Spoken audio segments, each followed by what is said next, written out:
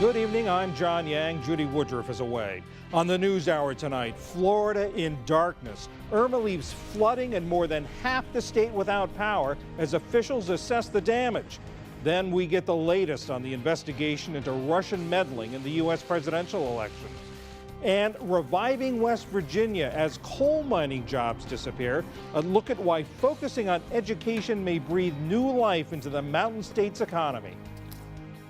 I can still pay my bills. I'm getting an education that I never thought I'd get. I never thought I'd be in school. I never dreamed I'd have a 4.0 GPA.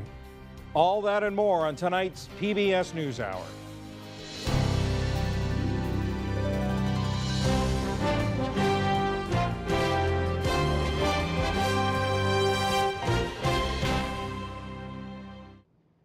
The somber tallies keep mounting tonight in the aftermath of Hurricane Irma.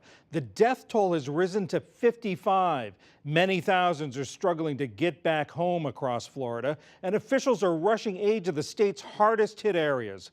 PJ Tobia begins our coverage. Roads leading to the shattered Florida Keys reopened early this morning.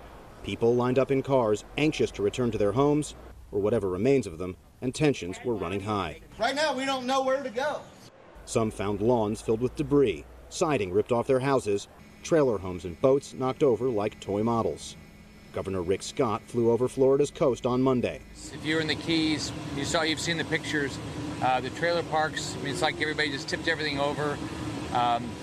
You're just praying that everybody's alive. We're still having, I've been talking to the people down there, we're still having in the Keys issues with getting the water started back up, sewage, and their power back up.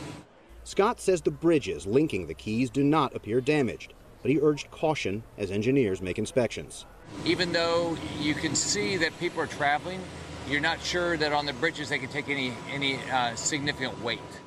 In Washington, head of the Federal Emergency Management Agency, FEMA, gave a somber assessment. 25% of the houses initially have been destroyed and 65% have major damage. Basically every house in the Keys was impacted in some way or another. This is why we ask people to leave.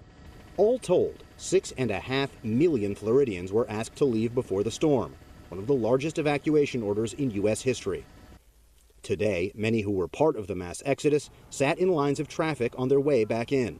Some are returning to beachfront homes beyond repair. Nearly all will find they have no power.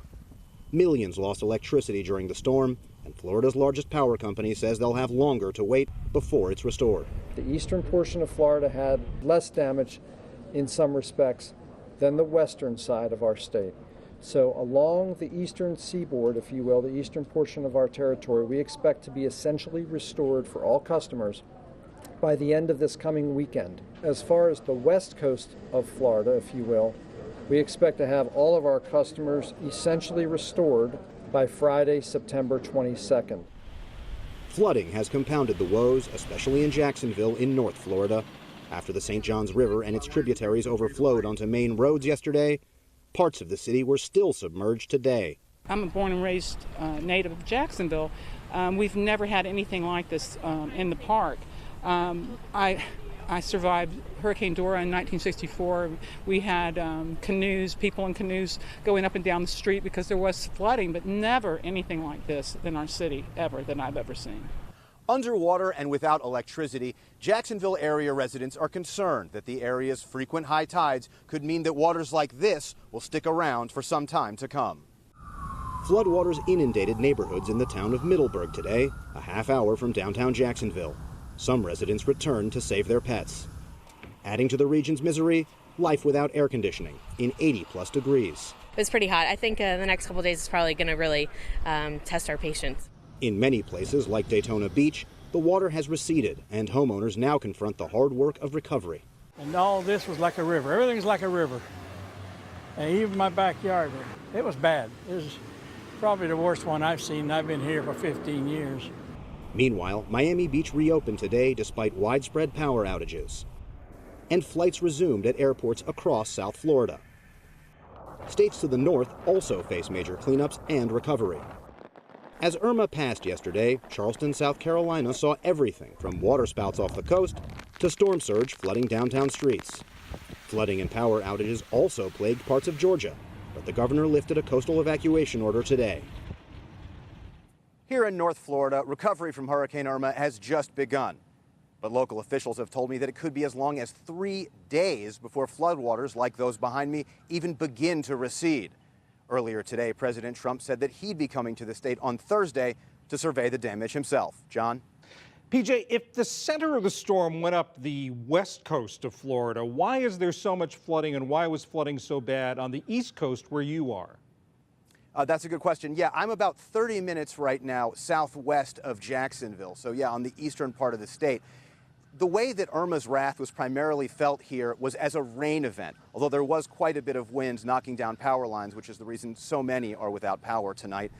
But there was so much rain, many inches, historic highs in some places. So rivers and creeks just burst their banks.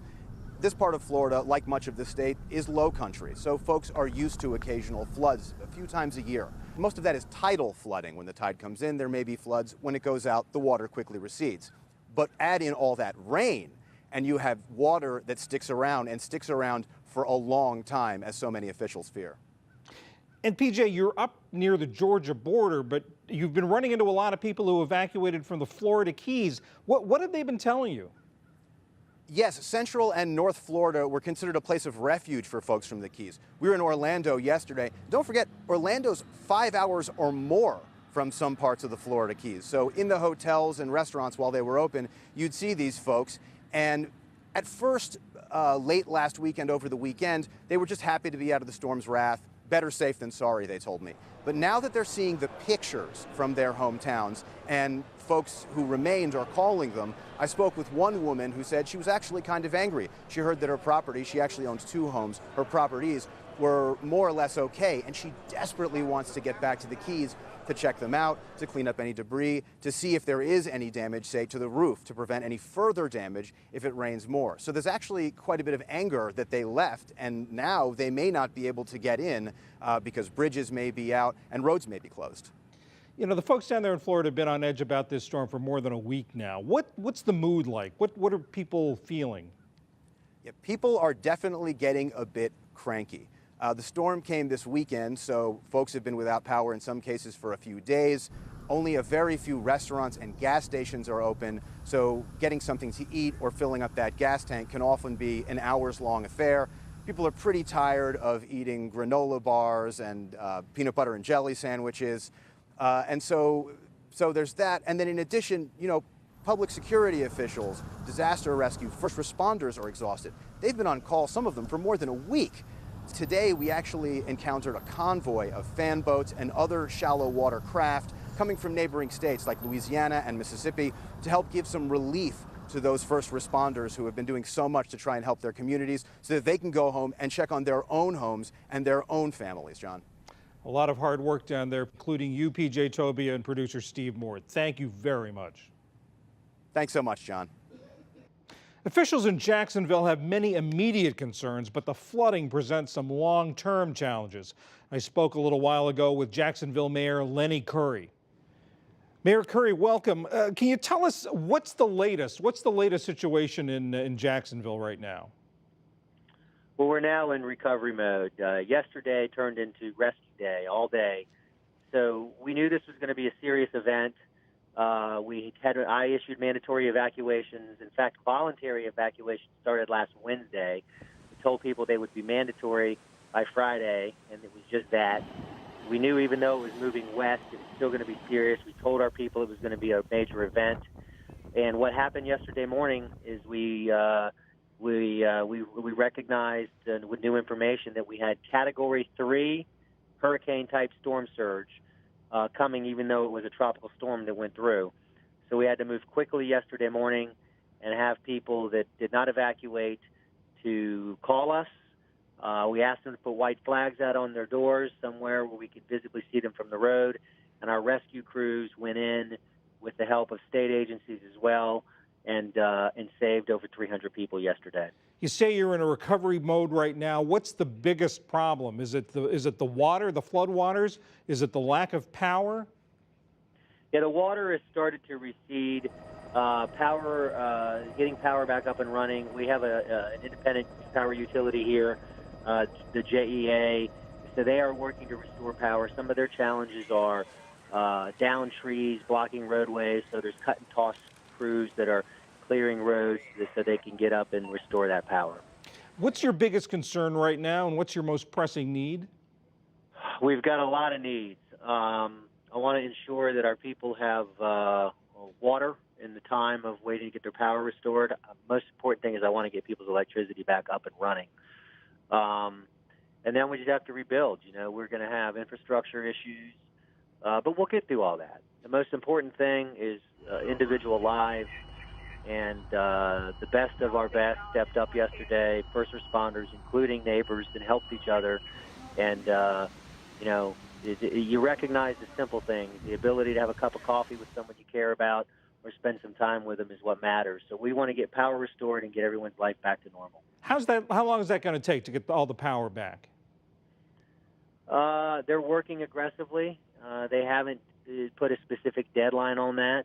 We did secure nighttime construction lights. I called the governor before the storm, so the big lights you see we used on interstates when they're doing road work.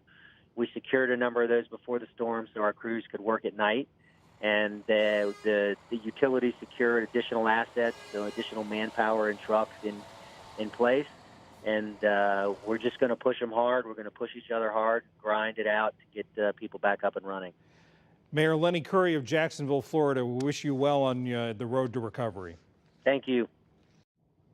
We now turn from Jacksonville to the Florida Keys. Irma devastated that string of islands. I spoke with David Ovalle of the Miami Herald, who was in Key West when the hurricane hit and traveled back along the Keys yesterday.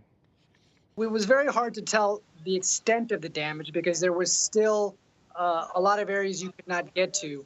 But certainly it looked like a war zone. There was downed trees everywhere. There was boats that were flipped up on the road. There was trailer parks that were just completely demolished. It looked like they were just smashed by a bomb. But there was also a lot of neighborhoods, even near the epicenter, even at Cudjoe Key, where the eye wall came across the Florida Keys, there were neighborhoods that were intact. And there was these big concrete structures with basically on stilts. The first level is just designed for the storm surge to pass underneath it. So it's still hard to say the extent of the damage. Certainly almost every house in the Keys was damaged, but I think it's too early to say that they were actually obliterated. And what were conditions like? I mean, was there water? I doubt there was power. There's definitely no power in the Keys. There's no cell phone service. There, for the perhaps 10,000 people that are still in the Florida Keys, it's going to be a very uncomfortable couple of weeks. There's a lot of worried residents who are worried about their homes that are outside of Miami and their families. So it's going to be a long, hot slog for a lot of people, and the officials are really telling people not to try to come back too soon because they don't need any more mouths to feed.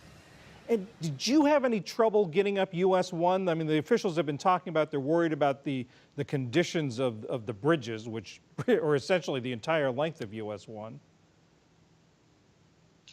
We didn't have any real trouble getting up. A couple hours after the storm, we couldn't get past a certain bridge, I believe, after Little Torch Key because there was just too much debris. But by the morning, they had already started clearing everything. So we had to maneuver around a lot of debris. There's just, I mean, levels of seagrass that were just clogging up the roads. So we had to be very careful. We ended up bursting a flat as we were going back up.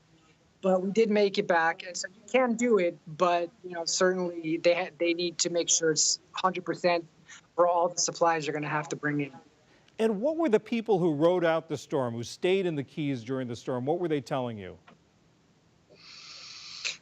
A lot of the people who stayed in the Keys are very independent-minded. They're very strong. They don't want to be away from their businesses. They don't want to be away from their homes.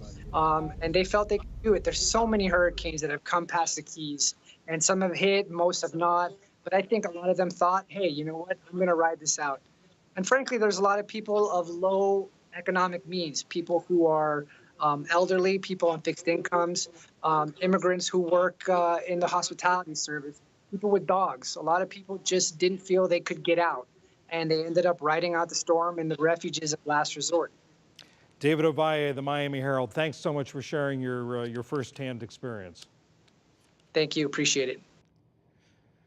Across the Northern Caribbean, the French president and the British foreign secretary visited the region today as aid from Europe and the United Nations poured into a string of shattered islands. One of the hardest hit is the British island of Anguilla. That's where Alex Thompson of Independent Television News is. With the plane loaded with as much aid as she'd carry, we approached Anguilla. Irma's passing starkly obvious from the moment you hit the tarmac in Anguilla. Douglas Biggs somehow survived Irma inside this. It was once a house, his house. You keep smiling. Yes. You look happy. Why, after this has happened, why are you happy, man? Because I'm alive. That's why I'm happy. Because you're alive? Yeah. Suddenly at the airstrip, an RAF transport arrives out of the blue, raising hope that a serious aid delivery at last is coming to Anguilla. What you're seeing behind me in this RAF transport plane is essentially the first major delivery of aid from Britain to Anguilla. And people on this island are asking why it is that it's taken 6 days to achieve that. We are not here to spend time talking about responses and times. We are here to start talking about the recovery, making sure that people are taken care of. I mean, that we can talk about that after. The post-mortem can deal with those issues, but for now, we are concerned about getting things started. On the streets, though, a very different assessment. Long queues at the 3 functioning petrol stations left here, and short shrift for the British response. They haven't done nothing for me as yet, but I'm hoping and I'm looking out for something to be done. What do you need? Right? I need a roof. Low on water, food, fuel, no electricity, and many homeless in heat and humidity. The mood is fragile. Critics say this whole disaster is a chance to re-examine the island's relationship with London, because over there, they say, just 18 minutes away by boat, things couldn't be more different. Saint-Martin behind me, as part of metropolitan France as Bordeaux or Marseille. They get exactly the same from central government in terms of spending, in terms of infrastructure, in terms of the whole relationship, as if they were a part of mainland France. But if you come back here onto Anguilla, things are totally different. The French getting more, sir, than you're getting here? Are they getting a better deal from Paris than you're getting from London? Oh, God, no comparison. No comparison? No comparison. The French takes full responsibility for their territory across the water. And the British don't? Never does. I think Britain must now wake up to the fact that we are no longer a dependent territory. We are a British overseas territory. We are British, completely British. The Anguillans welcome the British Foreign Secretary to this battered island tomorrow. Across the water today on Saint-Martin, the Dutch monarch, King Alexander, arrived. And on the French side of the island, they welcomed their president. Mesdames et messieurs. Back on Anguilla, they wait any head of state or government in vain. The electricity system here totally wrecked. The ferry terminal a world away from functioning. Tourism, the mainstay of the economy, of life here, ripped apart. Dusk falls over the biggest private sector employer in Anguilla, the Four Seasons Resort. They say it'll be 6 months minimum before they reopen. That report from Alex Thompson of Independent Television News. In the day's other news, North Korea rejected a new set of UN sanctions over its nuclear and missile programs. The Security Council banned the North's exports of textiles and capped its imports of crude oil. In response, Pyongyang warned today that the United States will suffer the greatest pain in its history. At a White House meeting with Malaysia's Prime Minister, President Trump played down the vote. I don't know if it has any impact, but certainly it was nice to get a 15-0 vote. But those sanctions are nothing compared to what ultimately will have to happen. The Trump administration had pressed for much tougher sanctions, including a total oil embargo, but China would not go that far. The government of Bangladesh pressed Myanmar today to end the violence against Rohingya Muslims. Some 370,000 have fled across the border in less than 3 weeks. Today, the Prime Minister of Bangladesh visited camps sheltering the refugees. She called for an end to atrocities and said Myanmar should take them back soon. In Syria, new claims of victory today by allies of the government. Russia's military reported 85% of Syria's territory has been cleared of rebels and militants. The leader of the Lebanese group Hezbollah went even further. He declared, "We have won the war in Syria." Bashar al-Assad's regime was on the brink of losing the war before the Russians intervened 2 years ago. Back in this country, the Justice Department has decided not to bring charges in the case of Freddie Gray. His death in police custody sparked riots in Baltimore 2 years ago. 3 police officers were acquitted on state charges last year, and charges against 3 others were dropped. U.S. household incomes are finally recovering from the Great Recession. The Census Bureau reports that last year, the median household earned just over $59,000. That's the best since 2007. In addition, the percentage of Americans without health insurance dipped below 9%, the lowest on record. On Wall Street today, the Dow Jones Industrial Average gained 61 points to close at 22,118. The NASDAQ rose 22 points, and the S&P 500 added 8. And 2 deaths of note. Gay rights activist Edith Windsor died today in New York. In 2013, her Supreme Court case led to a landmark decision against a federal ban on same-sex marriage. That led to the 2015 decision that same-sex couples have a constitutional right to marry. Edith Windsor was 88 years old. And one of the great early Disney animators has died. Xavier Atencio helped bring to life 2 Disney classics: Pinocchio, the first animated feature to win a competitive Academy Award, and Fantasia, which has been preserved in the National Film Registry. Later, as a Disney Imagineer, Atencio helped design rides for Disneyland and co-wrote the lyrics to the theme song for the Pirates of the Caribbean ride. Yo-ho, a pirate's life for me. We pillage, we plunder, we rifle and loot, drink up behind us, yo-ho. We kidnap and ravage and don't give a hoot. Way out the eyes, yo-ho. Yo-ho, a pirate's life for me. Xavier Atencio was 98 years old. Still to come on the NewsHour, Congressman Mark Meadows on the divisions in the Republican Party. The latest on the investigation into whether the Trump campaign colluded with Russia, combating Lyme disease with genetically engineered mice, and much more.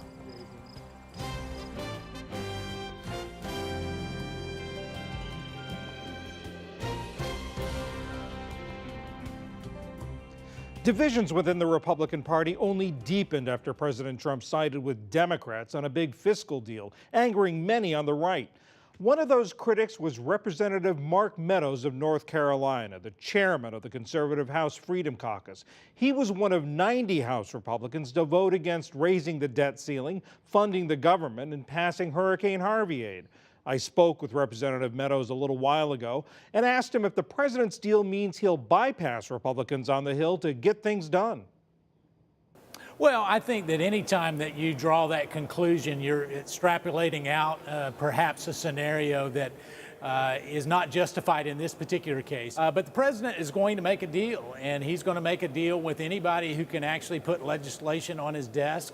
The Republicans have not been exactly stellar in that particular category. And so for us, I don't see it as a trend as much as it is a necessary evil on this particular time. We had a debt ceiling that was coming up. Harvey relief had to pass because of the devastation there in Texas. And so as we see this, I'm not too concerned. I think we need to negotiate in good faith. I talked to the president about not only that vote, but about what he wanted to see for the remaining months here between now and January. And he's all focused about tax reform. So he was seeing it as clearing the deck for tax reform. We look forward to working with him and even our Democrat colleagues on that measure. Let me ask you about something the Wall Street Journal editorial page wrote last week, and I suspect you know what's coming. In an editorial, they said they described the Freedom Caucus this way, claim to be cooperative, to be working constructively towards some legislative compromise, but then at a critical moment, raise its demands, vote no, and blame the leadership. What's your response? Well, it would be real nice if the editorial board actually talked to me. I mean, I've been in Congress over 5 years. John, I've now talked to you more than I've talked to the editorial board with the Wall Street Journal. They've never called. They've never reached out. So to quote 6 unnamed sources to lay out a narrative that was not only false, but dreadfully false, I can tell you that we're there to try to get something on the president's desk. You might remember that it was Tom MacArthur and myself working with moderates and conservatives that actually put forth an amendment that got the bill out of the House and sent over to the Senate on the health care debate. And so I don't know that, well, I can just tell you the Wall Street Journal editorial board took great liberties without even giving us a call. Do you support Speaker Ryan? You know, certainly we support Speaker Ryan. We have meetings with him on a weekly basis, multiple meetings. It's all about getting things done. You know, this is not a question about leadership. It's the lack of results. You know, one of my favorite quotes is no matter how beautiful the strategy, you must occasionally look at the results. And I would say that when I was back home in North Carolina during the month of August, there weren't a whole lot of results that we were getting applauded for.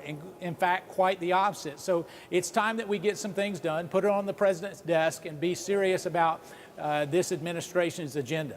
Let's talk about results then. You talked about taxes, that's what the president's focused on between now and January. Right. From your point of view, from the Freedom Caucus point of view, what is going to define victory on the tax legislation? Well, on the tax legislation, we need to make sure that on the personal income side of things, the hardworking American taxpayers, your viewers, that they actually get more of their money in their pocket and they get to keep more of it. And then so really being very aggressive and making sure that those rates are lower.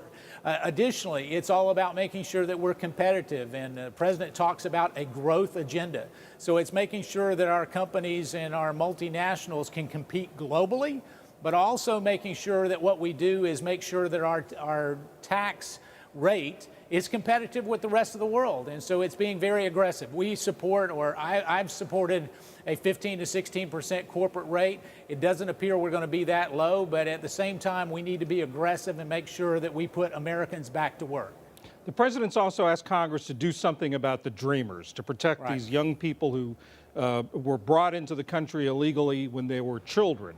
Right. What would you be willing to support in that area? You know, we're working right now on legislation. One of the things when we deal with the Dreamers or DACA issue, as you might mention, it really all starts with a secure southern border, something that we haven't had. You know, today we're talking about some 800,000 Dreamers that would qualify under that deferred action plan. But if we don't secure our southern border, I mean, how many are we talking about? You know, 1 million, 2 million, 5 million, what's the number? And so if we're going to address it, we need to address it comprehensively. I spoke to the president yesterday on this very subject. And what it is really working with our colleagues, both Democrats and Republicans, to find a way to not only have a secure border for national security purposes as well as immigration, but also to look at how to do it in a fair and compassionate way. You know, I've challenged my staff as recent as this morning for us to look at it and see how we can work together. So I think that you'll see legislation coming out, you know, in the coming months, obviously well ahead of the 6-month deadline that was put forth in his executive order. Does that necessarily mean a wall when you say border security? You know, it could define a wall. I think for a lot of the Trump voters, it does mean a wall. But really, it's more about a secure southern border. How do we regulate and monitor who's coming to our country and who's not? You know, I get to talk to some of my colleagues who are in some of the border states. They have some great ideas, and some of their ideas do not include a wall. So it's all about making sure that we can do what's best for the national security of the American people, and hopefully we can get there and be prudent but yet prompt about getting that done. Representative Mark Meadows, thank you very much for joining us. Thank you, John. Good to be with you.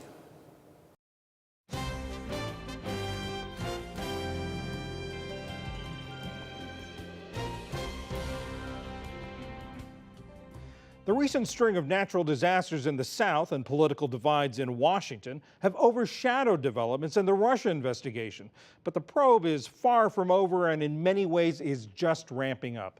William Brangham is here to bring us up to speed. William? That's right, John. There have been several recent developments in the Russia probe. Some reveal tools Russia might have used to meddle in the election. Others provide new information about Mr. Trump's business interests in Russia before he became president. And there are also fresh clues about where those various investigations are going. Earlier today, I talked with our own Nick Schifrin, who's been reporting on all this. I asked him what we know about who is actually the target of this probe. So when we talk about the target of these probes, we have to know that the special counsel, Rob Mueller, is not talking. So we know this from the targets themselves. And target number one seems to be Paul Manafort, former chairman of the Trump campaign. And we know that FBI agents raided his home in late July. And reportedly, a PR firm connected to him has also been subpoenaed. Target number two, Michael Flynn, retired general, former national security advisor. We know that a lobbying firm connected to him has been subpoenaed. And target number three, Donald Trump Jr., the president's son, recently testified to Congress about a meeting he had in Trump Tower last summer that turned out to be with a Russian lawyer who has some vague connections to the Kremlin. And in a statement from Donald Trump Jr. to Congress, he said, "I did not collude with any foreign government and do not know of anyone who did." But he admitted that he was willing to collude, quote, "to the extent they had information concerning the fitness, character, or qualifications of a presidential candidate, Hillary Clinton, I believe I should at least hear them out." And now certainly that meeting is part of the investigation. Okay, so those are the targets. Second avenue is some questions about the president's business interests. And there have been some reports out that the president, while he was running to be president, wanted a hotel deal in Russia. Tell us about that. Those reports are true. The Trump Organization admits that while Trump was the candidate, they were considering the possibility of building Trump Tower Moscow, while he was running for president. Trump met with three times with his lawyer, Michael Cohen, and the second time that they met, they signed a letter of intent. And that letter included details like the hotel, residential space, commercial space, even details about a high-end spa. And Cohen has released a statement saying this was one of many development opportunities that came through the Trump Organization, and Cohen says he terminated it in late January 2016 because it was infeasible, and that he terminated it himself and didn't ask Trump first. But nonetheless, certainly part of the story because they were considering that while Trump was saying nice things about Russian President Vladimir Putin. As you well know, the question in Washington is always, is the cover-up worse than the crime? And the question that's been swirling around the president in this regard is about whether obstruction of justice was going on here. And one of the main ways that they talk about that is the firing of James Comey. I want to play a little bit from what Steve Bannon had to say about the firing of Comey. Let's take a look at that. I don't think there's any doubt that if James Comey had not been fired, we would not have a special counsel. Someone said to me that you described the firing of James Comey, you're a student of history, as the biggest mistake in political history. That would probably be too bombastic even for me, but maybe modern political history. So is Mueller investigating whether the firing of James Comey was in fact obstruction of justice? We know that Mueller is investigating the process by which Comey was fired. And we know that because he asked for and received a letter that the president and his aides wrote that justified Comey. This was the original draft of the letter, according to a senior administration official. And that official tells me that that letter was not demonstrably different from the final letter, which was written by Deputy Attorney General Rod Rosenstein, who is overseeing the Russia investigation. But a reminder here, William, that it is the president's own words that the people who are asking about obstruction cite. He told NBC's Lester Holt that it was the Russia investigation he was thinking of when he fired Jim Comey and not, as Rosenstein's letter said, about Hillary Clinton's emails. With regard to this investigation, we know it's not just collusion, it's not just obstruction of justice, it's also what role did Russia actually play in our election and how and whether they meddled. Facebook came out this week with some evidence saying they have a piece of this puzzle. Explain. Yeah, this is actually the main thrust of the investigation. What Facebook says is that it got $100,000 from a troll farm in Russia in ad sales. And it just so happens that I've been to the building where we believe that troll farm is. It's called the Internet Research Agency. It's in St. Petersburg. And I've talked to former trolls about how they were given instructions on how to denigrate the U.S. and celebrate Russia. Now, Facebook says these ads bought by the Internet Research Agency were designed to, quote, amplify divisive social and political messages. So Facebook's not quite saying what the ads were, but I will say this, U.S. intelligence says that the person who funds the Internet Research Agency is a businessman. He's got a catering firm, and he is so close to Russian President Vladimir Putin, he's known as Putin's personal chef. Nick Schifrin, thanks for keeping us up to date on all these different threads. Thanks very much.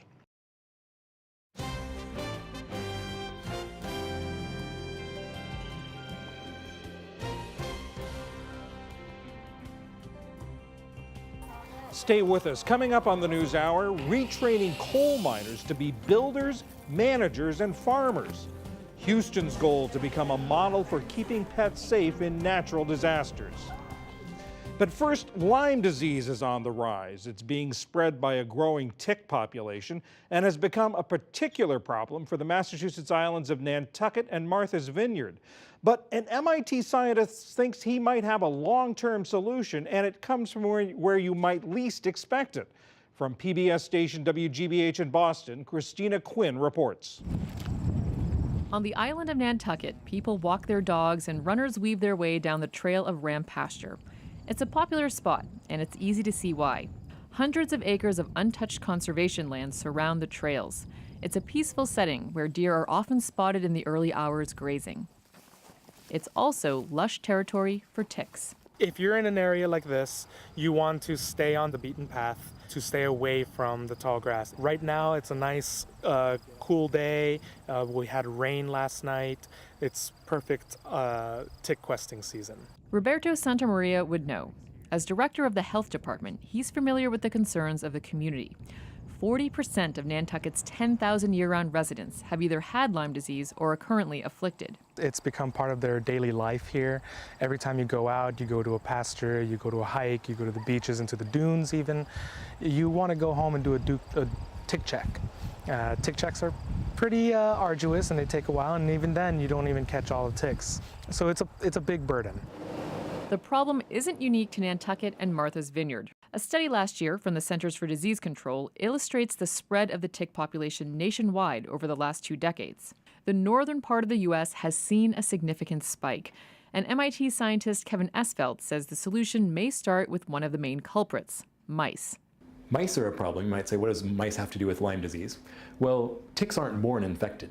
They get infected when they bite an infected host, which is usually a mouse. The white-footed mouse, to be exact. Scientists aren't sure why, but these Northeast natives are more susceptible to contracting Lyme disease than any other animal around here. They are also abundant.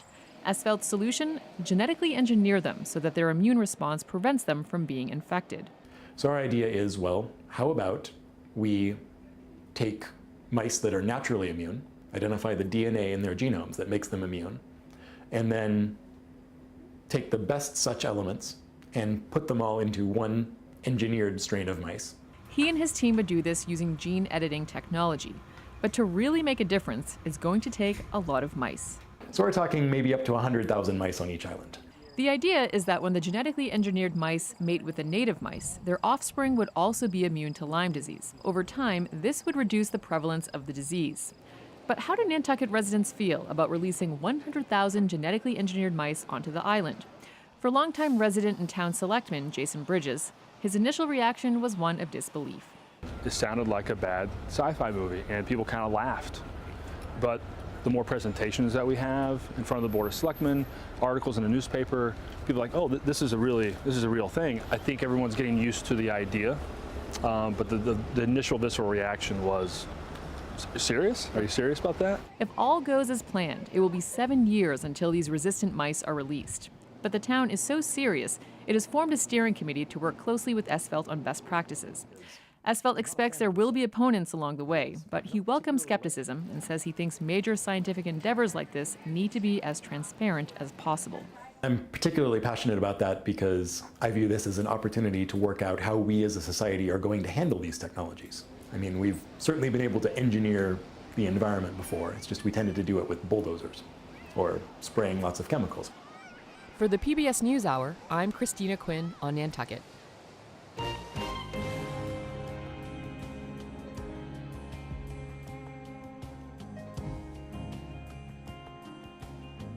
Now we return to our Rethinking College series. This week we take a look at efforts to help unemployed coal miners earn community college degrees and get on-the-job training. Hari Srinivasan has our report, part of our weekly segment, Making the Grade.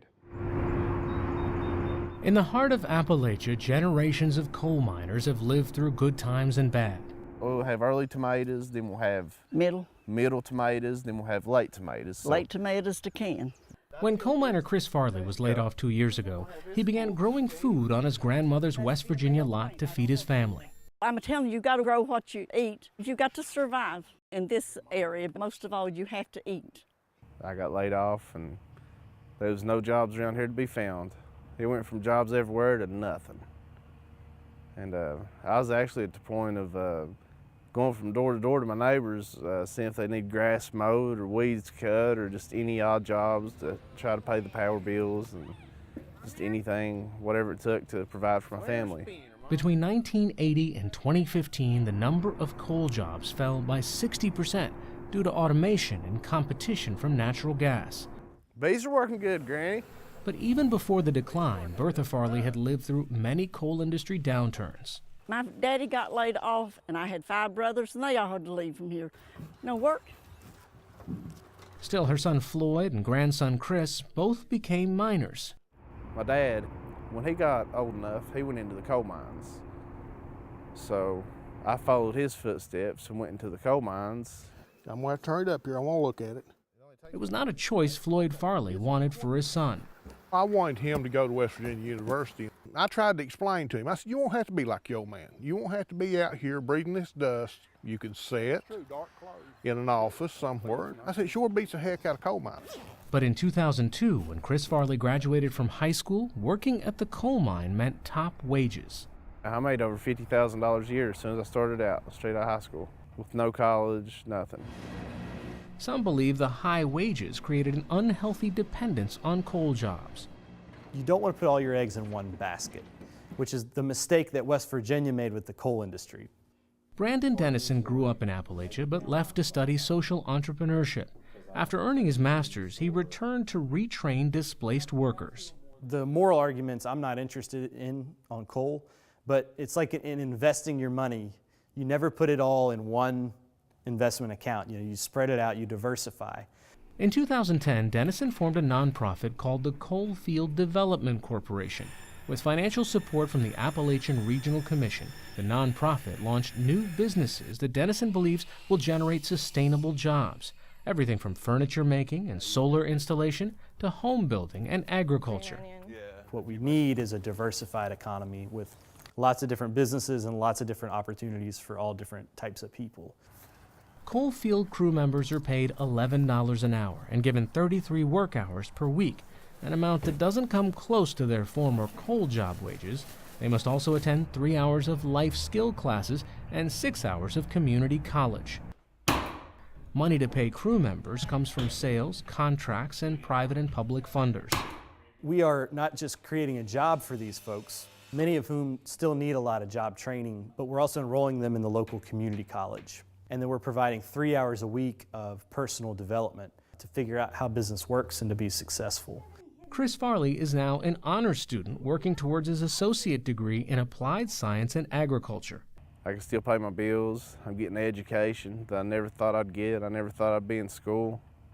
Never dreamed I'd have a 4.0 GPA. The bottom line is, if you look at states with low numbers of higher education attainment like we have, there are not a lot of jobs. And if you look at states and communities with high numbers of people with degrees of higher education, you see a lot more jobs. One project called Refresh Appalachia brings former coal miners like Chris Farley back to a mining site. We have all these mine land sites that we got to do something with, right? I mean, these are massive former mountaintop removal sites that are sitting there kind of not being used productively. On this mountaintop in Mingo County, Denison's workers are transforming a former mine into a farm that serves local markets. We're planting all this full of different types of berries and pawpaw trees, and we're going to have a big orchard, different types of stuff to sell. Goji berries, blackberries, raspberries, elderberries. James Russell is the farm's crew chief. We have lots of interest with restaurants for our meat and eggs and our berries also. Come on, come on. We have goats, pigs, and chickens, and they give back to the land, and the pigs tear it up. It's just a good combination of fertilizer when you mix the three together. After a couple years of working the soil, you can grow anything you want. Crew member Jared Blaylock worked for 6 years in the mine industry. Running a dozer on the coal pile, taking care of the stacker belt, shoveling, greasing, just your everyday labor. Now he's refurbishing old buildings for a coalfield development project called Restore Appalachia. As part of his employment, Blaylock is working toward his associate's degree in management. He says he'd go back to the mines if a job was available, but worries about the instability of the industry. I don't have anything wrong with coal mining. Coal mining is it's a great industry here. But you don't know. That's the thing about it. That's why I'm doing this right now, because I need to take advantage of my opportunity. So far, 23 crew members have completed their degrees and have been placed in full-time jobs. 55 are currently in the program, and 15 are on the wait list. Chris Farley hopes to use his degree and work experience to start a business of his own. I would like to actually start my own restaurant called Homegrown Home Cooking. And my little girl, she's going to help me with my farm. My wife's going to help me. We're just going to start our own little business.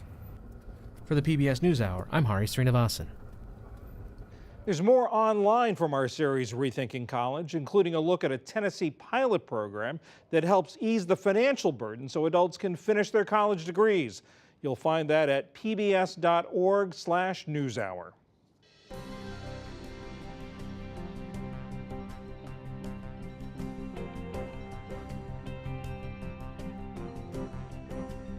Along with the mass evacuations of people from Hurricanes Harvey and Irma, there have been some compelling images of other kinds of evacuees, feathered and furry, from zoo animals to personal pets.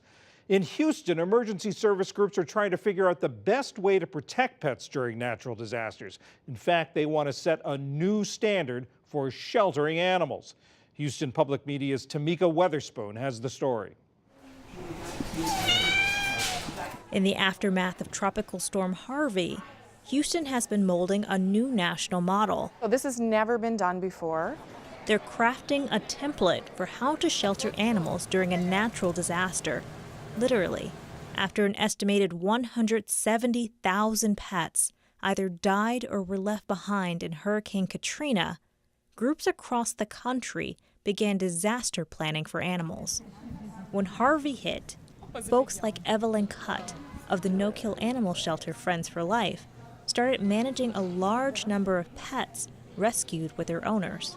On the first 2 days, we counted almost 700 dogs, probably, I think it was a couple hundred cats, and we've had other animals. We had a guinea pig, a few rabbits, we even had a chicken and 2 baby squirrels. They came to the George R. Brown Convention Center, one of Houston's largest emergency shelters during the storm. It housed thousands of evacuees. A lot of people showed up at the convention center on Sunday night with their pets in tow, pouring rain, sitting in the rain, and they were not allowed to bring their pets in.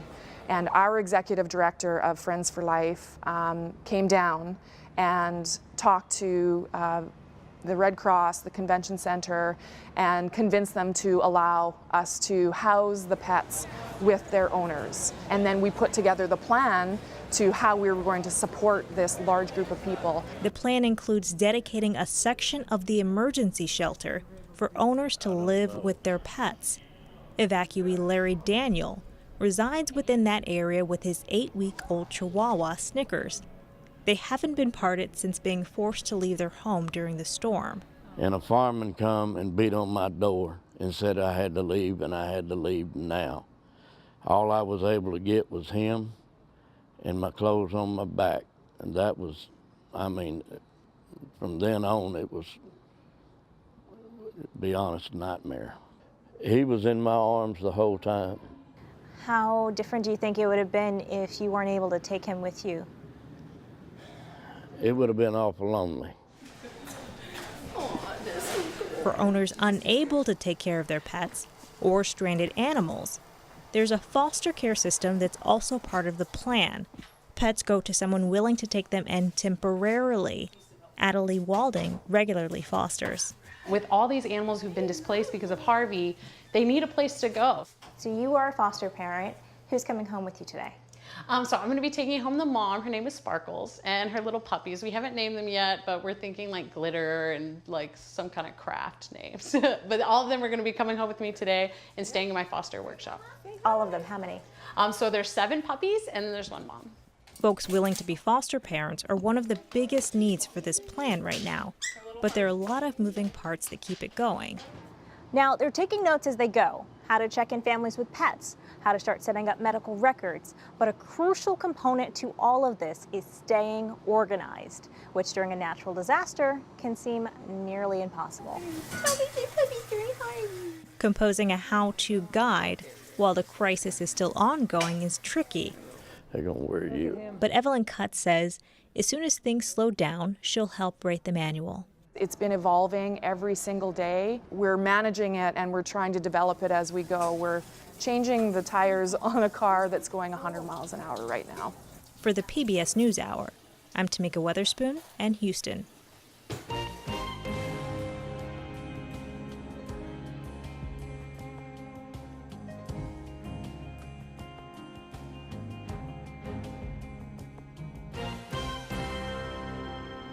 Later tonight on Frontline, the story of a small bank in New York's Chinatown caught up in the 2008 financial crisis.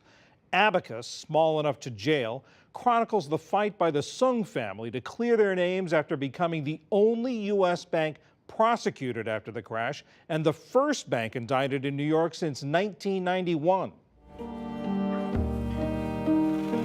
Today, we are announcing the indictment of 19 individuals on charges including mortgage fraud, securities fraud, and conspiracy, as well as the indictment of Abacus Federal Savings Bank, a federally chartered bank that has been catering to the Chinese immigrant community since 1984. If we have learned anything from the recent mortgage crisis, it's that at some point, these schemes unravel and taxpayers can be left holding the bag.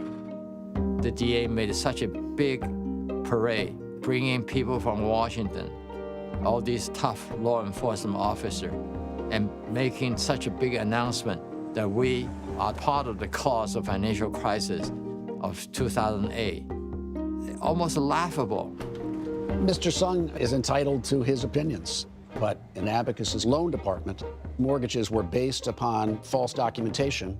We have evidence of conspiracy, larceny, and systemic fraud. 控告国宝银行以及2名主管王耀华和谭伟雄在房屋贷款申请中作假。If that prosecution goes through, that bank is going to go out of business. There's no question about it. They're going to lose their charter, and it's going to enormously impact that community.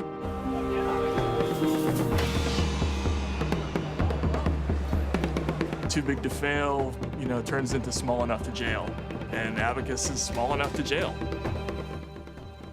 Frontline airs tonight on most PBS stations. 2 news updates before we go. In a victory for the Trump administration, the Supreme Court ruled late today that the ban on refugees can stay in place for now. The justices blocked a lower court's decision to ease a restriction on refugees entering the country that would have allowed 24,000 into the country in the coming weeks. Next month, the Supreme Court will hear arguments on the broader constitutional merits of the Trump administration's travel ban. And Seattle Mayor Ed Murray has announced he's resigning after 5 men accused him of sexual abuse going back decades. He denied the allegations, but said he does not want the issue to hinder the public's business. Murray's first term as mayor expires at the end of the year. And that's the NewsHour for tonight. I'm John Yang. Tomorrow, the fiery end of the spacecraft that's taught us everything we know, or nearly everything we know, about Saturn. Join us online and again here tomorrow evening when Judy's back. For all of us at the PBS NewsHour, thanks. See you soon.